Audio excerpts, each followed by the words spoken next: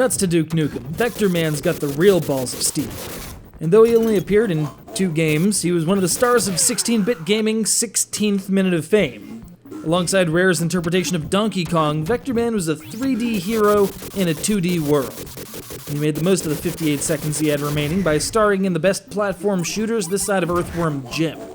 He runs, he helicopters, he transforms, he steals powers, he roller skates, the whole mid-90s bit, really. Of course, there are plenty of interesting power-ups concealed in weird, pulsating, green, sack things. Alright, the deeper and deeper I go, the more disturbed I'm getting, but at least the gunplay is fun.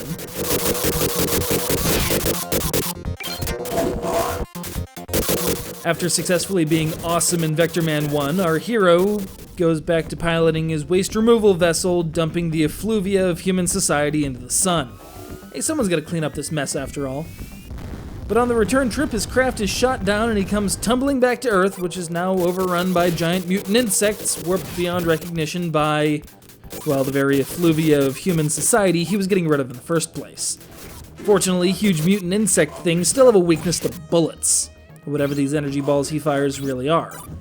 Other weapon modes available from the pulsating, bloated, festering, sweaty green things include laser beams, explosives, room-clearing, bullet hellish formations, and multipliers. And that's not just for your score. Grab a health pellet while under a multiplier and it'll be affected as well. Extra lives work the same way, so if you happen to find, say, a 10x multiplier and catch a 1-up, well, you're set. Wee doggy, as it were.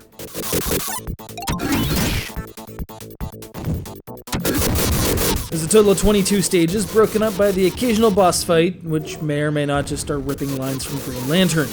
This being a game from the mid-90s, though, don't be looking for any charity. Enemies from off-screen will dive bomb you into the Stone Age, tiny mobs on the ceiling will drop caustic substances right on your head, and you'll often have to make leaps of complete faith.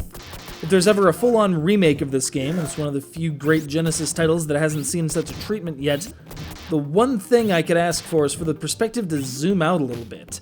It's the old Mega Man and bass problem. The sprite's too big to see more than a couple feet in front of himself. And while I'd normally have issue with just how dark Vectorman 2 can get, well, the old saying tells us that it's better to light a candle than to curse the darkness, correct? It just so happens that your gun makes for one hell of a candle. You know who never forgot Vectorman? JOSH KREBS.